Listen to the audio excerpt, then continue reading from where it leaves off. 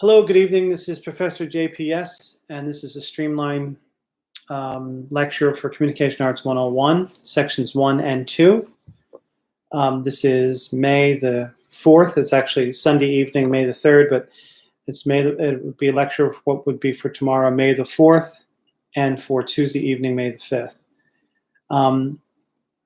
This is a streamline lecture for information for the final examination, which I will email to both your sections later on this week, probably sometime Tuesday for the Tuesday class and probably Wednesday for the Monday and Wednesday class. What I shall do is review this evening, and you're both going to get very similar examinations, although slightly different because the Mass Comm 101 Section 2 is about a week ahead overall, and Mass Comm 101 Section 1, you're just one chapter behind. So the final exam will look very similar, except that the Mass Comm 101 Section 1 have not yet been tested on the newspaper chapter. The Mass Comm 101 Section 2, the Tuesday evening class, was already tested on the newspaper chapter. So what I'm going to do this evening is I'm going to talk about all the other chapters first for both classes, and at the end of this lecture, I will go over the newspaper chapter for Section 1. And as I said, I think it's now Sunday evening. There would have been a class tomorrow for 101 Section 1, and there would have been a class for Tuesday for 101 Section 2. So I think on sometime Tuesday, I believe I will email you the final exam and give you, roughly speaking, a week or so to do it, because you also have to do your final paper. And then on Wednesday, or maybe Tuesday evening, I will email the final exam questions to Mass Comm 101 Section 1, the Monday and Wednesday class. Then you will also have, roughly speaking, a week or so to do the exam, which each exam will be 10 questions. And then whenever your final exam is due, which I'll email you the specifics, it's also when your final paper is due, okay? So probably it would be accordance with what you would have done had we been going to class, okay? So let's get at some of the review for what we need for the final examination review, okay? Let us start with Chapter 10, Popular Music. Now, of all of the units that we did this semester, I think Chapter 10 is probably the one that I pull from the textbook the least, okay? So let me just get down what I think you should look at in the textbook from Chapter 10. For the popular music chapter, you should be looking at pages 293 and 294. 293 and 294.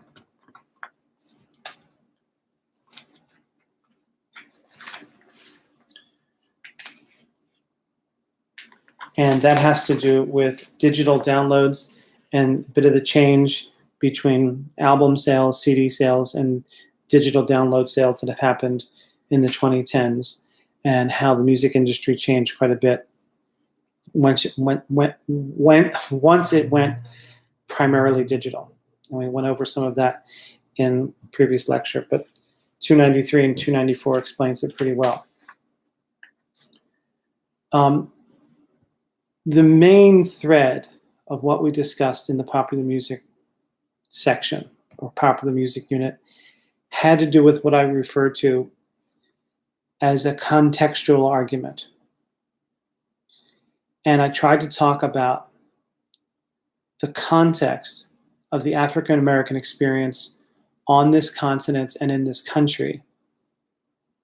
And that experience connecting to music as a kind of somewhat survival mechanism,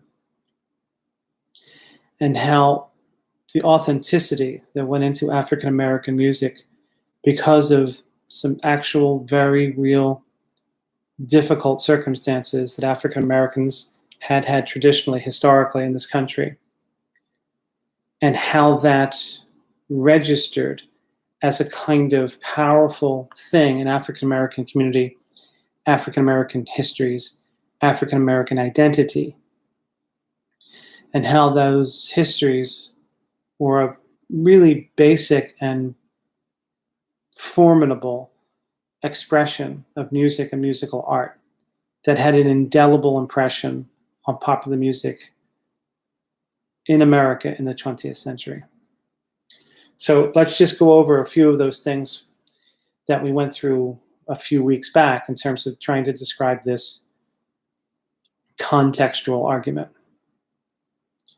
You may remember that I had suggested that context is the political and social and economic and artistic and cultural aspects of any given time period.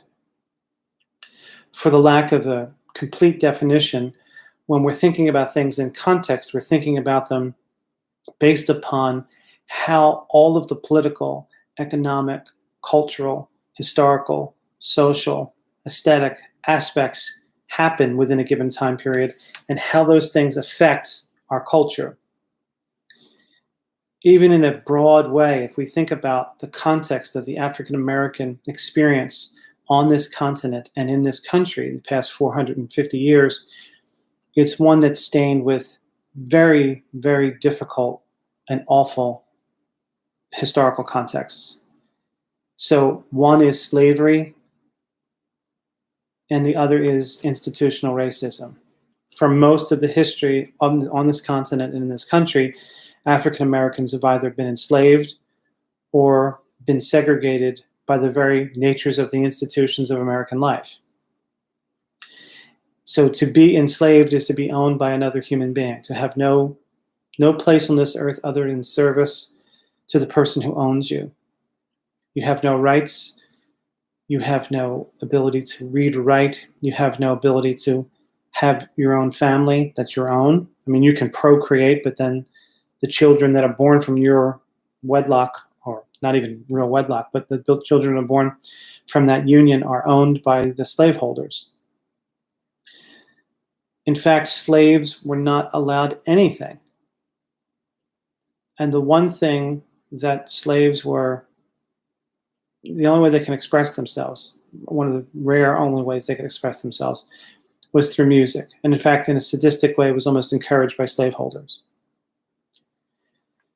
So music becomes a kind of marker for the African American slave. Music becomes the only thing that they can cultivate to be called their own, generally speaking. I mean, not the only thing, but for our purposes quickly here, one of the only things, and a very powerful, important thing to the African American identity. And then after slavery is over, after the Civil War, there's still institutional racism for another 100 years. And African Americans are segregated from whites primarily. And even if African Americans had some privilege, they were never privileged enough to be invited to be part of the white man power structure, primarily, okay? And by the time the 20th century comes along, I think I had mentioned to you that you could use this sort of 4 different kinds of musical genres that are identifiably African American, that are identifiably Black for the most part. And 2 of them are very religious, and 2 of them are not religious. You might call them secular, secular, secular meaning of the earth or of lived experience. And the 4 types of music are spiritual music, gospel music, which are both the religious kind, and then you have jazz and rhythm and blues music. Now again, these are painting with rather broad strokes here and describing these ideas. But those 4 music categories, so to speak, roughly 2 on the religious side and 2 on the non-religious side, they become a kind of blueprint for early 20th century music and popular music, that is to say. And there's connectivity between all four of them. There's a fluidity between people who learned to sing in church as children, or learn to play in church as children, or learn to emote religiously. Because, you know, if you're an African American in the 19th century, your life on this earth is pretty hard. So the call to religiosity, or to heaven or Jesus, or however you want to say that, and to practice that in church, that means something to you. That has a real power for you.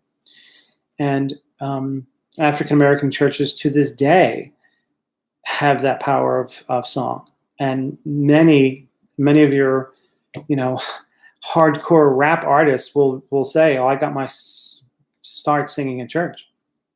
It's an expression of something. It's an expression of something when there's no expression allowed. And it becomes powerful because it's real, because it's legitimate, because it means something. It's not synthetic. It's not just done because it's trying to make a hit. That's not what it was about. It was about human expression. And when you have those four different musical styles kind of at the beginning of the 20th century coalescing together, you have this really interesting, beautiful, powerful, formidable brew of music that then became the blueprint for American popular music all through the 20th and into the 21st centuries. And it was identifiably African American, particularly rhythm and blues and jazz. And white artists and white power players and white record companies recognized that early.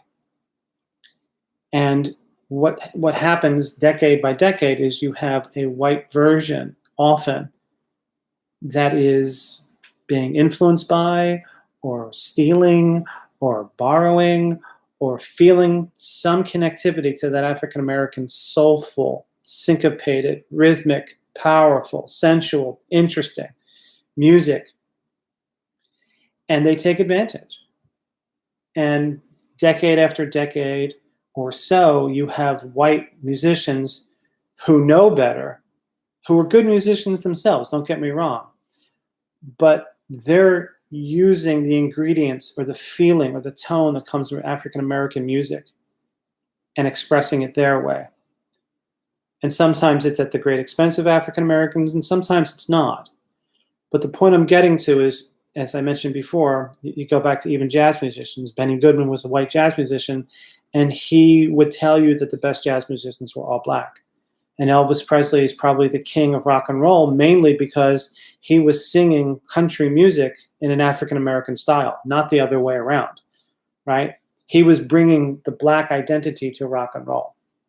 The Rolling Stones are essentially pretending for 60 years that they were a black band. I mean, Keith Richards will tell you that any day of the week, right? Now, I'm not saying that the Rolling Stones and Elvis Presley and Benny Goodman were all lousy. That's not what I mean. What I mean is the authenticity that came from the place of pain, the place of dislocation. That expression of music was powerful and good for the most part. And it set up a blueprint for 20th century music and 21st century music.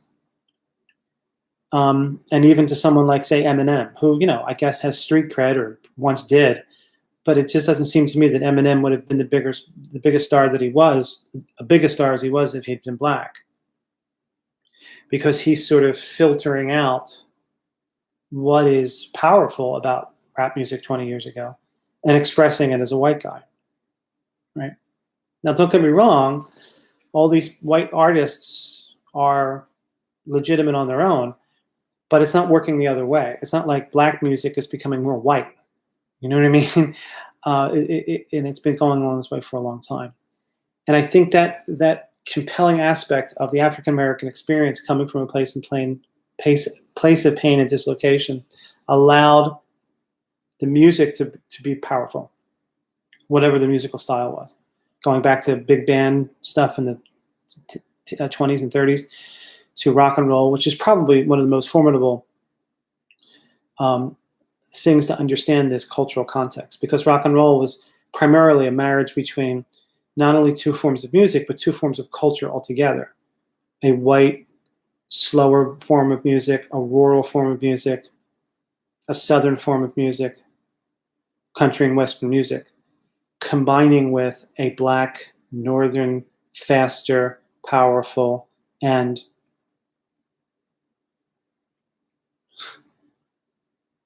I forget the other linking, but rock and roll is a combination of those two elements, rhythm and blues and country and western. And I think Elvis Presley is the epitome of that marriage. He's the child of that marriage, so to speak. And Presley's presence was formidable. But Presley was a white working class person who sung traditional songs in a much more African American style. And then rock and roll became the major force of popular music from the 50s really to the end of the century. And probably hip hop music has taken over since the end of the 20th century and the 21st century. And that's certainly identifiably Black. So that's what I wanted to talk about in terms of the context. And I think that's the most important part of the music unit. And it's not really talked about in the chapter. It's something that I talk about myself because I think it's worth discussing. It's a contextual argument, okay? The other thing about music, the music unit, we discussed briefly, I think, in the lecture a few weeks ago, has to do with music television or MTV or other MTV-like formats. And just a word or two about that, because I know that your generation doesn't really watch MTV, and there's fewer and fewer videos that are on MTV, but there is this mindset about videos, even on YouTube, how audiences come to understand music. MTV started in August of 1981. It was very successful for a good 20 years. It's less successful now, but it's still reasonably successful because it has other kinds of programming. But the major form of programming for 20 years were music videos, 3-minute, televisual versions of songs that worked as a marketer's dream to get teenagers primarily to buy records/CDs back when that was the practice. What I think music television did was it made music much more visual. Rather than something you listened to and thought about, MTV provided a visual component to the song itself and also to the musician themselves. So a person who became popular as a musician was someone who's also had some kind of visual persona. Okay, often a sexualized persona or an outrageous persona or a persona that was attractive in some way. And there was more and more energy put into the visual component of musicianship and the kind of spectacle of musicianship and the kind of performance of something you see rather than something you listen to. So as a result, in my view, there became a lot of music that was very synthetic and musicians that weren't really that talented as musicians because the record companies behind them were behind them for their showbiz. Like Madonna was this huge star in the 1980s. Now, Madonna's an okay singer, and her songs, I guess, had some sort of panache to them. But her whole, in my view, her whole persona was less as someone you listened to and rather someone you watched to change her particular kind of persona, video after video and album after album. Her voice was just okay. And then you get a lot of boy bands who fulfill that kind of idea, or teeny bopper singers and female singers. Some of them can sing, some of them can't sing, but it was as if singing didn't seem to matter. What mattered was what they looked like. And then that changed too as time went by. But we went over that a little bit, and music television helped to kind of make music much more something visualized rather than something that was listened to or thought about, okay? And the other thing about the music chapter, as I mentioned briefly, is the change in technologies, digital technology, how digital technology changed the record industry. The record industry was in real trouble when digital technology came along, when the first MP3 players were coming out, because no one was buying any more records or CDs. People were just stealing them. And People still steal music like crazy, but the record industry had to adjust quite a bit. I'm sorry, the record industry had to adjust quite a bit to digital technology.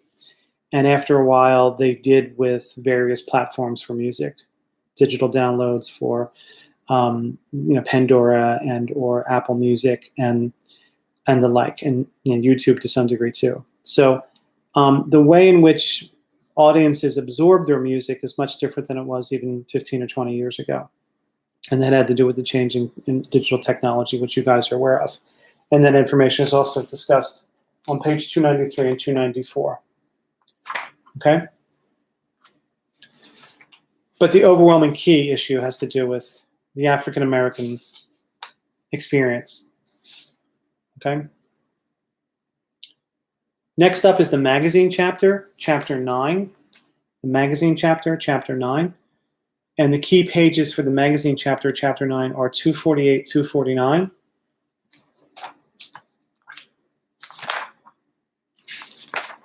And that is the timeline on 248, 249. Again, you don't have to memorize the timeline, just get a sense of what the timeline is getting at. And also pages 253 and 254. Pages 253 and 254 talk about academic journals and literary reviews. You may remember from our lecture a few weeks ago on academic journals.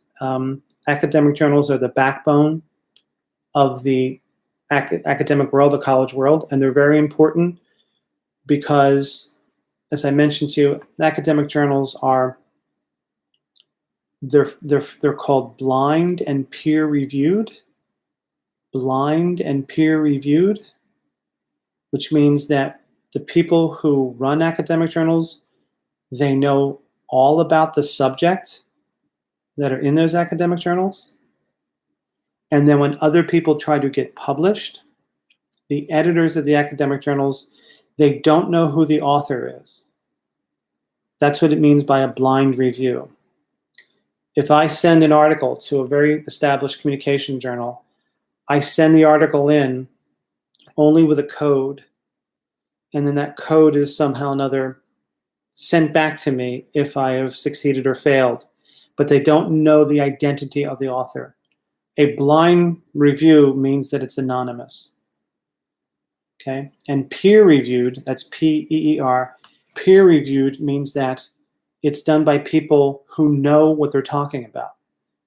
People who have experience in that particular subject, for this instance, communications or television studies or film studies or something, right? So if it's blind and peer-reviewed, that means there's no bias and it's being handled by experts. The other thing is there's no money. You're not paid for articles. Now, if you're not paid, that means you're doing it because you really want to do it. So academic journals, which traditionally are published about 4 times a year in various academic subjects, all the academic subjects, have some authenticity to them because they're blind and peer-reviewed, and people aren't paid to do it. People are interested in learning things. Professors primarily, researchers, analysts, and they want to get their names out there because they love the work, they love the research, right? And those are the people you can trust to some degree. I mean, you may not care, right? But those are the people you can trust because their motives are pure. Their motives are pure. And every professor that you've ever had or going to have has either had to try to publish in these journals, academic journals, and literary reviews, which are primarily for literature in English. But even if they haven't, they've read them because they have to. They have to know about their subject. Okay? And academic journals are the backbone of the academic world because it keeps professors honest. It keeps academics and researchers honest in terms of the work that they're supposed to be doing. Okay? I think I might have told you a story. My wife was on an editorial review board, and she had gotten this piece, and she was really sure that it was this woman that she didn't like, this woman who was not a very nice person for a variety of reasons, even unethical. But my wife, Katie, she was like, she couldn't be sure if it was her writing. It seemed like her writing and her subject. And I said, let's just chill, let's take a walk or something, and then try to clear your head. And ultimately, you have to go with no bias. You have to go with whether you think it's a strong enough article to say yes to. And ultimately, Katie did say yes to it, and it wasn't that woman. So that's just a dopey example I have that my own wife, who's pretty smart, she's much smarter than I am, and she wrestled with this journal article because she knew it was important to this particular subject. And all of your professors, whether it's sociology or English or psychology or accounting or whatever it is, there's a million journals for every subject. Okay? Think of it this way. Right now, the researchers who are working on some sort of drug to help with coronavirus, even an antiviral drug that's not necessarily going to cure coronavirus, but will make you get better a little quicker, you want those people to know what the hell they're talking about, right? Right? You want those people to be in blind and peer-reviewed studies so they understand there's no bias and people have the real truth, right?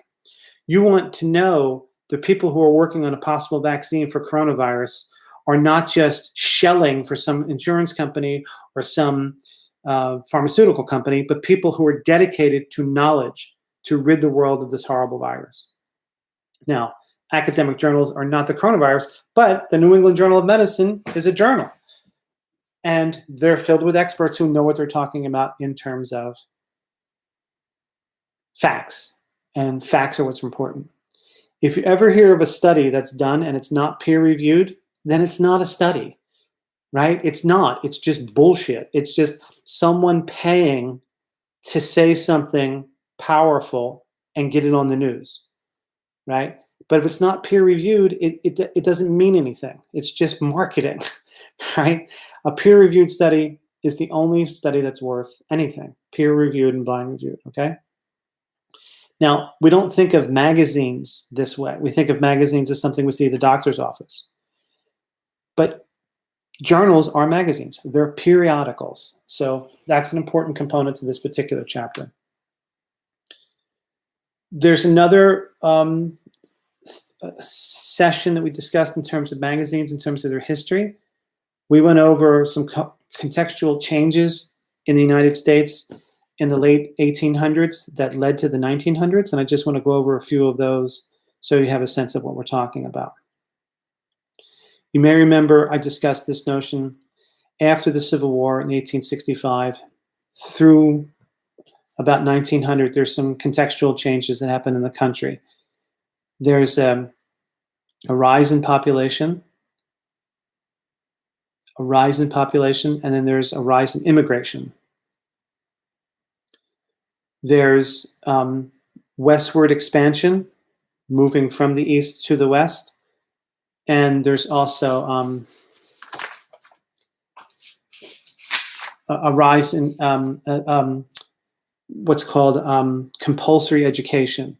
Education for children, well, mainly white children, became the law, compulsory, okay?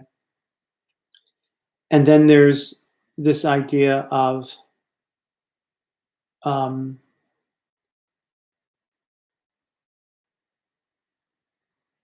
the notion of a rise in literacy that happens during this time period. Okay, so there's a handful of things that make the culture and the country change, and this all leads to that thing called the Industrial Revolution. And the Industrial Revolution is the change from an agricultural society to an industrial society, a change from a farming economy to an industrialized, mass-marketed economy, a change from an agrarian society where people lived in small cities, small towns and farms, and they grew their own food, to a time period in which you had mechanized labor and changes in technology and mass production of goods. And that really changed America at the beginning of the 20th century. The Industrial Revolution really changed America. It made America a much richer place, generally speaking. But because it was capitalism unfettered, there was a tremendous amount of exploitation that was going on. That children were working in factories, There was no Food and Drug Administration, so quack doctors were putting anything in medicines. There was no Food and Drug Administration or USDA to stop people putting, having horrible unsanitary conditions on meat packing. So meat was going out with all kinds of bugs in them or rats in them or something, and they didn't care because there was no rules for it. And it was magazines that really changed the world in the teens and 20s and 30s. And the magazines were populated by what were called muckrakers. Muckrakers, Muckrakers. Muckrakers who were raking up the muck and exposing the dangers of the Industrial Revolution and exposing the greed of the Industrial Revolution and exposing the exploitation of the Industrial Revolution. And magazines were the main medium to inform the public. I mean, newspapers worked too, but magazines had lengthier pieces. Remember, this is all before Instagram, right? Or television or radio or movies. And magazines made a very important case for reform. And it's because of magazines' works that the 8-hour workday, child labor laws, Food and Drug Administration, and the USDA came about to correct some of the overwrought, over-exaggerated, overkill of the Industrial Revolution. It put a check in place because the Industrial Revolution had no rules, okay? So that's something you also should look at for the examination, okay?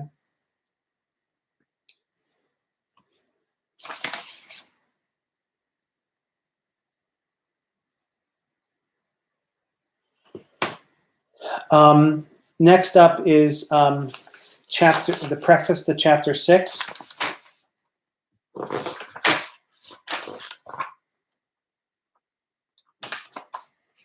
Pages 158 through 166.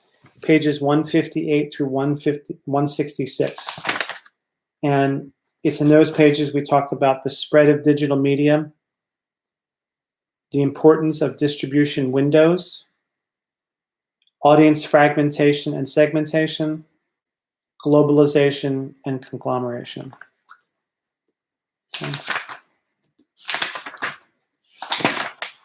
And the key idea for that is on page 166 in terms of the notion of synergy. How large conglomerates use the many arms and platforms within their own ownership to help sell all of them. On 166, they give an example of the Walt Disney Corporation, okay? How it owns many different aspects in the media and how they help sell that media. That's on 166, okay?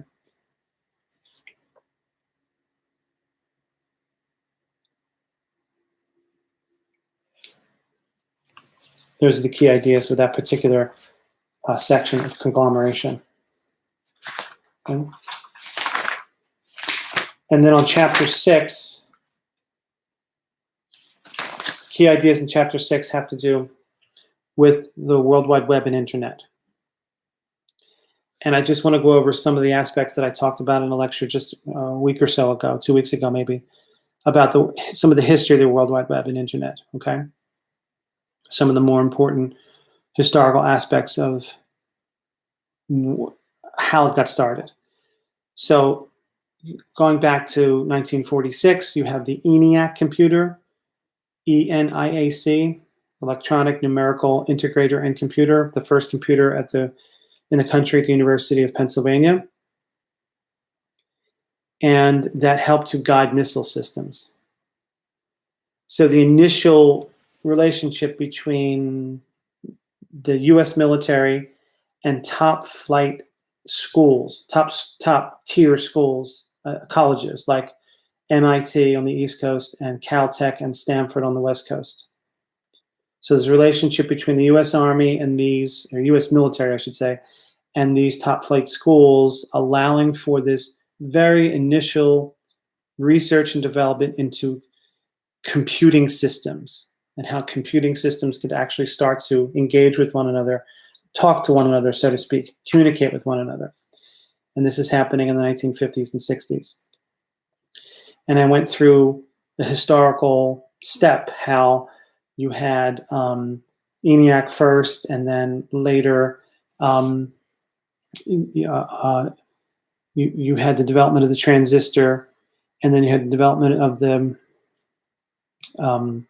microprocessor, and you had development of the personal computer, and then you had the development of the notion of online, with the World Wide Web being utilized with hypertext markup language.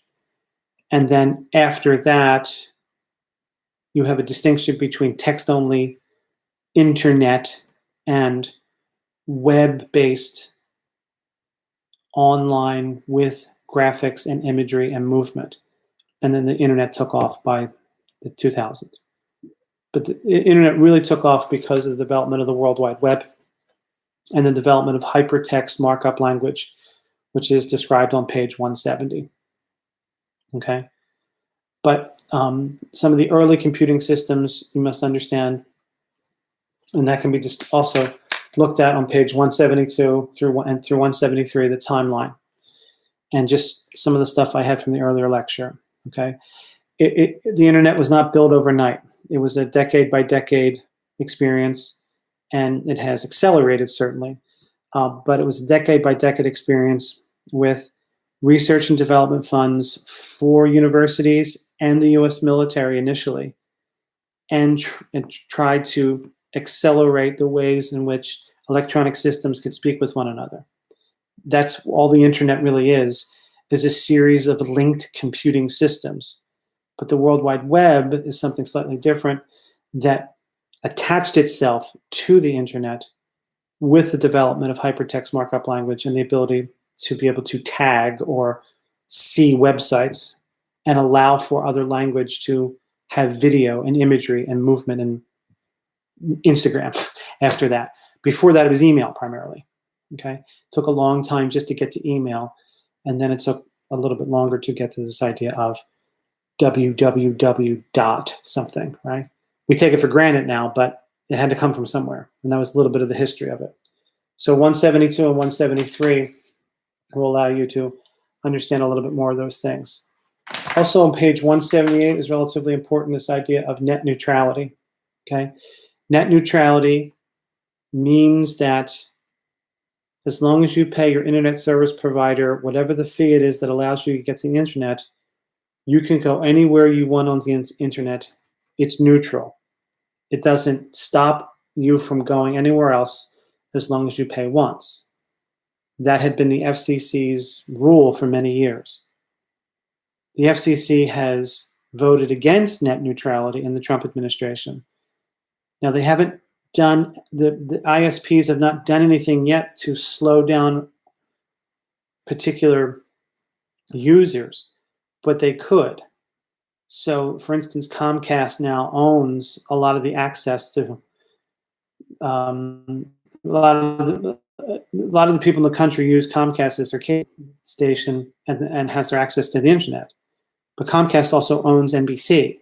So technically, they could slow people down who use Comcast internet. If I wanted to go, I don't have Comcast, but if I had Comcast, if I wanted to go to one of NBC's rivals' websites, they may slow me down. Under net neutrality, they're not allowed to do that. But they disallowed net neutrality in the Trump administration. Okay? They haven't done that yet, but they could. They might. Net neutrality means it's neutral. It means as long as you pay your ISP once, then you can go anywhere you want to go on the internet at the speed in which your computer will let you go. But because the cable companies are the ones who have the access in America to our visitations to the internet, they can control the speed of it if they want to. They could make us pay twice to go to a premium lane or a slower lane. Under net neutrality, they weren't allowed to do that. That's on page 178, okay? 178.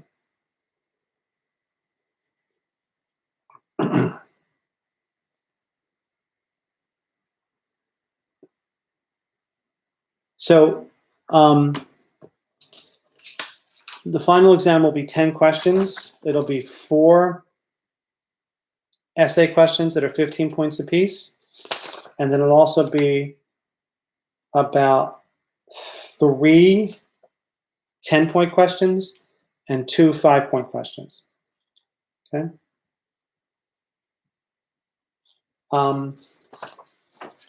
For the people in the Tuesday night class, let me just say this. I will send it, because you're pretty much done now. The Monday, Wednesday class, I still need to go over chapter 8 with you. So for the Tuesday night people, this is it, okay? This is the last lecture I'll do for the semester.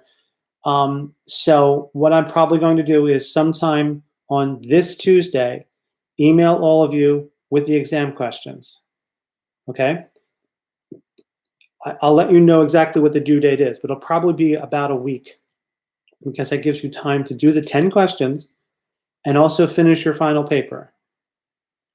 And whenever that due date is, it's going to be the due date for both your final paper and your test questions, okay? So it'll probably be due about the same time it would have been due when we had class. So that would be not this coming Tuesday, but a week from this Tuesday. So that would be the 12th, probably, maybe the 13th. Maybe I'll give you an extra day. But I'm going to have 5 classes with so many emails and so many things to grade. I have to have them all in. I don't even want to tell you when I have to have them all in, but because people will beg me to get them to them at the last minute. I really don't want that. But there's not a whole lot of time. Okay. So for those of you in the Tuesday night class, this is it. Please email me any questions you have. And please think about pre-registering for the fall semester or perhaps summer semester, okay? It's really important that we try to get good pre-registration numbers. I've been begging students in these videos and haven't really got much of a response. I'll be happy to go over anything or give you good emails to good people who could help you, okay? It's real important that we get decent pre-registration numbers in the fall, in the spring for the fall, okay? As best we can. God knows what's going to happen. I hope we're back in the classroom. Anyway, also, what was I going to say just a second ago? Just went right out of my mind. Oh dear. Paper, pre-reg. Sorry, it just went right out of my head. Please email me. I went right into my head. I'll email you. I don't know. I went in my head. Anyway, for the COM 101 Section 1, the people in the Monday and Wednesday class, let me just go over the newspaper chapter with you. It's been a little while.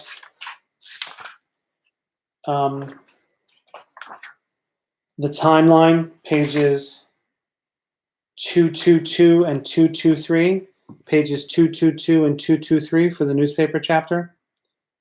That's chapter 8. Again, you don't have to memorize the newspaper timeline, but just get a sense of it. Another key idea on 225 and 226. 225 and 226 are newspaper chains.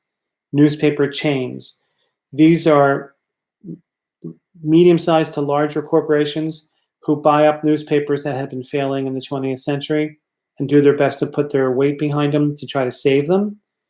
And part of the problem is they just weren't connected enough to their local area, so they didn't really succeed very well. But at least they gave it a try. And there's a handful of very important chains that allowed for trying to save some newspapers in the 20th century into the 21st century, but ultimately failed. And that information is on 225 and 226.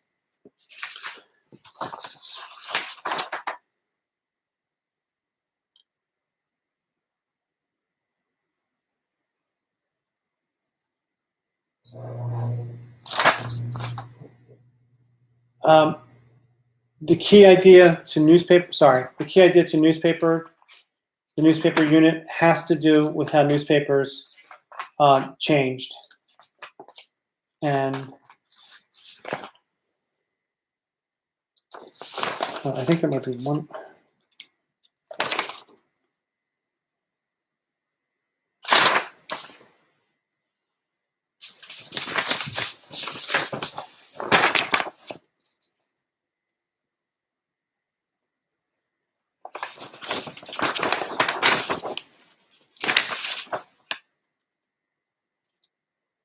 Sorry, I'm just double checking something here.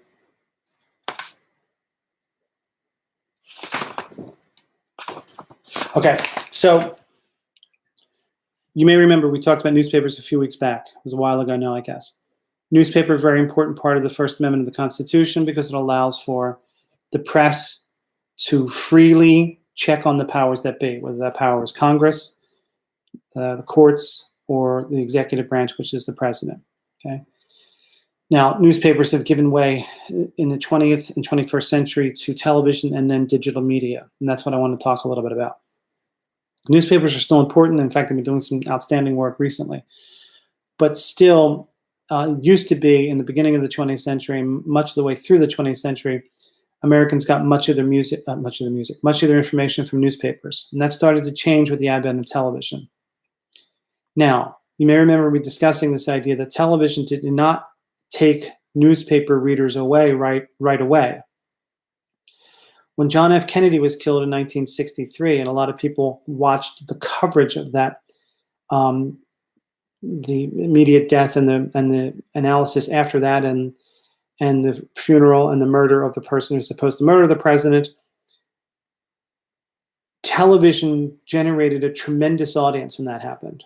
And the other events of the 1960s also brought more and more people away from the newspapers to watching television, like the moon landing, like the Vietnam War, like the protests of the Vietnam War, like the social changes that were happening all through the 60s with the development of the birth control pill and recreational drug use. And the key one, however, is the civil rights movement, which really played out on television quite a bit and changed a lot of white Americans' minds about them sitting on the sidelines, and also the Vietnam War.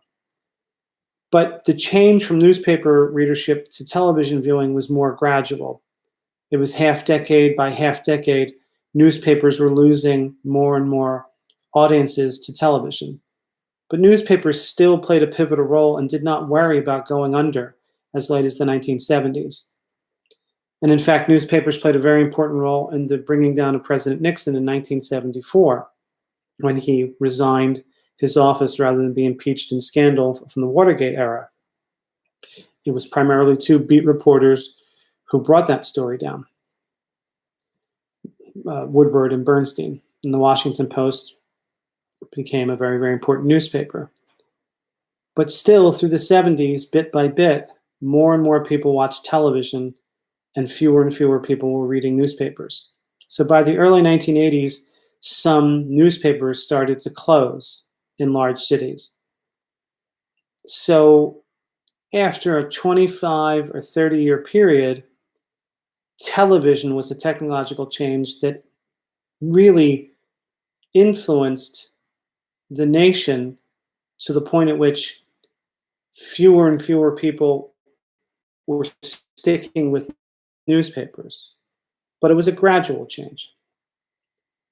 With digital media and the change in digital media from the latter 90s into the 2000s and 2005s, that really altered newspaper readership. If the change in technology from people reading newspapers to watching television was more gradual, the change in technology for people reading newspapers and then getting their news digitally, that was much quicker. And the key reasons they were quicker was that digital technology was faster. Digital technology was kind of free because people could steal their news online in the early days before paywalls went up. But the key reason that newspapers really found themselves in an economic untenable position was not only the changing face of technology with digital media getting things faster and primarily for free, but it was because newspapers started to lose their classified advertising Now, I'm not sure you guys even remember what classified advertising is, but classified advertising was where people would put all their ads in newspapers in the back of a newspaper if they wanted to sell something, look for an apartment, buy a used car, send a secret ad, send a personal ad. And newspapers never even thought that that would ever go away. That was like their monthly bank money. Classified ads, you have to pay for classified ads. And if everybody, say in a town the size of Stanford, if there's 2,000 classified ads in the Stanford Advocate can pay its bills for a month. Once that goes away, once classified advertisement becomes Craigslist, newspapers, they're getting hit at both ends of the spectrum. They're getting hit by a faster medium, a somewhat free medium, and then they're losing their own money to the advertising community because the advertising is no longer in newspapers. So that was a really big hit for newspapers in and around the 2000s and 2010s. And there have been dozens and dozens of newspapers that have gone out of business in that time period. So the gradual television change, the change with television was gradual. It was a technology that altered people's perception of the news. And after 5 years here, they would watch news on television instead of reading in newspapers. Another 5 years, more doing the same. Another 5 years, more doing the same. But newspapers were still okay. But when newspapers started to try to compete with digital media, that was very, very hard. And only the big, larger newspapers are around anymore. I mean, there's some medium-sized ones, but they're barely newspapers anymore. And it's dangerous. It's dangerous to a free society. And ask yourself this. If the United States voter, let's say, was better informed and were asked to read more newspapers, do you think we'd have a reality show leader? I don't know. It's a good question. It seems to me I doubt it. Newspapers and information and facts are very, very important. And newspapers are in dire shape because of change in technology. First, it was television, much more gradual. Then it was digital media and the internet, and it really put newspapers in a very, very perilous position. But journalism is still very important. Whether you get your journalism from television, digital media, newspapers itself, you have to suss out what you think is most valuable, most truthful, and most rational. Because on the internet, there's just so much that's not, and so much that's dangerous and misinforming on purpose, okay? So those are the key ideas for the lecture for Mass Comm 101, Section 1, because we didn't do newspapers with you guys yet, okay? And those are the pages. Please send me any emails if you have questions about any of this, okay? I don't think you'll find many surprises on the examination. This is my last streamlined lecture for this particular class, for this particular semester, unless I've forgotten something. But please make sure you're answering all your NCC emails. Please make sure that you're getting back to me with any questions you have. I will send out another email. I will send out an email tonight just saying what I've done, but I will send out another email for the Tuesday class, probably Tuesday, and Monday, Wednesday class, probably Wednesday, with the final exam questions on there, okay? So email me any questions about the final paper. Email me any questions you have about the final exam.